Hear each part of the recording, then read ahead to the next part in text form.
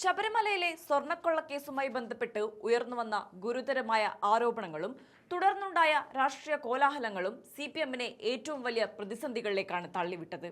Thiruvithamkoor Devaswom board മുൻ പ്രസിഡന്റും പാർട്ടിയിലെ പ്രമുഖ നേതാവുമായിരുന്ന പത്മകുമാറിനെതിരെ അച്ചടക്ക നടപടി സ്വീകരിക്കുന്ന കാര്യത്തിൽ തീരുമാനാകാതെ CPM നേതൃത്വം വലിയ രീതിയിൽ വെട്ടിലായിരിക്കുന്നു. ഒരു വശത്ത് പാർട്ടിയുടെ അടിത്തട്ടിൽ നിന്നുള്ള കടുത്ത സമ്മർദ്ദവും അണികളുടെ അമർഷവും, മറുവശത്ത് നടപടിയുണ്ടായാൽ പാർട്ടിയിലെ ഉന്നത നേതാക്കളുടെ മുഖംമൂടി അഴിഞ്ഞു വീഴുമെന്ന ഭയവും ചേർന്ന് നേതൃത്വം പൂർണ്ണമായും നിസ്സഹായരായിരിക്കുകയാണ്. കഴിഞ്ഞ നിയമസഭാ തെരഞ്ഞെടുപ്പിലേറ്റ കനത്ത പരാജയത്തെക്കുറിച്ചുള്ള വിലയിരുത്തലുകൾ സംസ്ഥാന കമ്മിറ്റി മുതൽ ലോക്കൽ കമ്മിറ്റി വരെയുള്ള വിവിധ പാർട്ടി ഘടകങ്ങളിൽ സജീവമായി ചർച്ച ചെയ്യപ്പെട്ടിരുന്നു. ഈ ചർച്ചകളിലെല്ലാം തന്നെ ശബരിമല സ്വർണ്ണക്കൊള്ളക്കേസും അതിൽ പത്മകുമാറിനുള്ള പങ്കും ജനങ്ങൾക്കിടയിൽ പാർട്ടിയുടെ പ്രതിച്ഛായയ്ക്ക് വലിയ മങ്ങലേൽപ്പിച്ചുവെന്ന പൊതുവികാരം ശക്തമായി ഉയർന്നു വന്നിരുന്നു. സാധാരണക്കാരായ വോട്ടർമാരെയും വിശ്വാസ സമൂഹത്തെയും പാർട്ടിയിൽ നിന്നകറ്റാൻ ഈ വിവാദം കാരണമായെന്നും അതിനാൽ പത്മകുമാറിനെതിരെ മാതൃകാപരമായ കടുത്ത നടപടി സ്വീകരിക്കാതെ ജനങ്ങൾക്കിടയിലേക്ക് ഇനി തിരിച്ചു പോകാൻ കഴിയില്ലെന്നും കീഴ്ഘടകങ്ങൾ ഒരേ സ്വരത്തിൽ ആവശ്യപ്പെട്ടു. അണികളുടെയും താഴെത്തട്ടിലുള്ള നേതാക്കളുടെയും ഭാഗത്തു നിന്നുണ്ടായ ഈ കടുത്ത പ്രതിഷേധത്തെ തുടർന്ന് ഗത്യന്തരമില്ലാതെയാണ് പത്മകുമാറിനെതിരെ ഉചിതമായ അച്ചടക്ക നടപടി സ്വീകരിക്കുന്നതിനായി CPM സംസ്ഥാന കമ്മിറ്റി കഴിഞ്ഞ ദിവസം പത്തനംതിട്ട ജില്ലാ കമ്മിറ്റിയെ ചുമതലപ്പെടുത്തിയത്. എന്നാൽ ഈ ഔദ്യോഗിക തീരുമാനത്തിന് പിന്നാലെ പാർട്ടി നേതൃത്വത്തെ ഭയപ്പെടുത്തുന്ന ചില നീക്കങ്ങളാണ് പത്മകുമാറിന്റെ ഭാഗത്തു നിന്നും ഉണ്ടായിരിക്കുന്നത്. പാർട്ടിയിൽ നിന്നും തന്നെ തരം താഴ്ത്താനോ പുറത്താക്കാനോ ഉള്ള നീക്കമുണ്ടായാൽ ശബരിമലയിലെ സ്വർണ്ണ ഇടപാടുകളിൽ പങ്കാളികളായ മറ്റുന്നത നേതാക്കളുടെ വിവരങ്ങൾ പരസ്യപ്പെടുത്തുമെന്ന സൂചന പത്മകുമാർ നൽകിക്കഴിഞ്ഞു.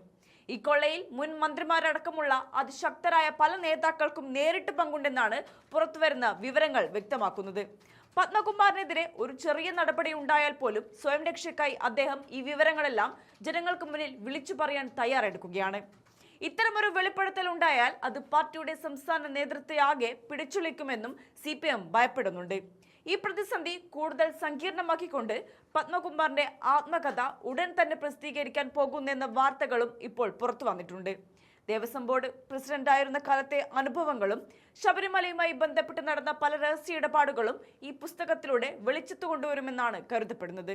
സ്വർണ്ണക്കൊള്ളയിലെ യഥാർത്ഥ സൂത്രധാരന്മാർ ആരൊക്കെയാണെന്നും പാർട്ടിയിലെ ആരുടെയൊക്കെ സംരക്ഷണത്തിലാണ് ഈ അഴിമതികൾ നടന്നതെന്നും ആത്മകഥയിലൂടെ പുറത്തു വന്നാൽ അത് പാർട്ടിയുടെ നിലനിൽപ്പിനെ തന്നെ ബാധിച്ചേക്കാം.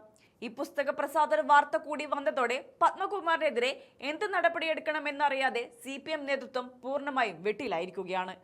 തുടർന്ന് പാർട്ടിയെ ഈ വലിയ അപകടത്തിൽ നിന്നും രക്ഷിക്കുന്നതിനും പത്മകുമാറിനെ അനുനയിപ്പിക്കുന്നതിനുമായി CPM തങ്ങളുടെ ഏറ്റവും മുതിർന്ന നേതാക്കളിൽ ഒരാളെ തന്നെ രംഗത്തിറക്കിയിരിക്കുകയാണ്.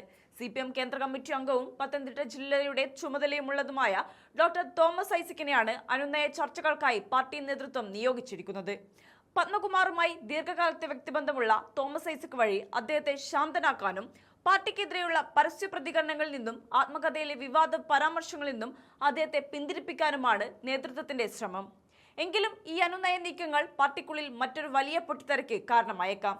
താഴെത്തട്ടിലുള്ള പ്രവർത്തകരെയും വിശ്വാസികളെയും ബോധ്യപ്പെടുത്തണമെങ്കിൽ പത്മകുമാറിനെതിരെ ശക്തമായ നടപടി തന്നെ വേണം. എന്നാൽ ഉന്നത നേതാക്കളെ സംരക്ഷിക്കാൻ വേണ്ടി പത്മകുമാറിനോട് മൃദുസമീപനം സ്വീകരിക്കുകയോ പേരിന് മാത്രം നടപടിയെടുക്കുകയോ ചെയ്താൽ അത് അണികളിൽ കൂടുതൽ നിരാശയും അമർഷവും ഉണ്ടാക്കും. ജനങ്ങൾക്കിടയിൽ പാർട്ടി കൂടുതൽ ഒറ്റപ്പെടാൻ ഇത് കാരണമാകും. ഇത്തരത്തിൽ ഒരു വശത്ത് അണികളുടെ വിശ്വാസ്യത നിലനിർത്തേണ്ട ബാധ്യതയും മറുവശത്ത് സ്വന്തം ഉന്നത നേതാക്കളുടെ അഴിമതി കഥകൾ പുറത്താക്കാതെ കാക്കേണ്ടി വരുന്ന അവസ്ഥയും CPM നേതൃത്വത്തെ പൂർണ്ണമായും ശ്വാസം മുട്ടിക്കുന്ന ഒരു ഇരുതല മൂർച്ചയുള്ള വാളായി ഈ വിഷയം ഇപ്പോൾ മാറിയിരിക്കുകയാണ്.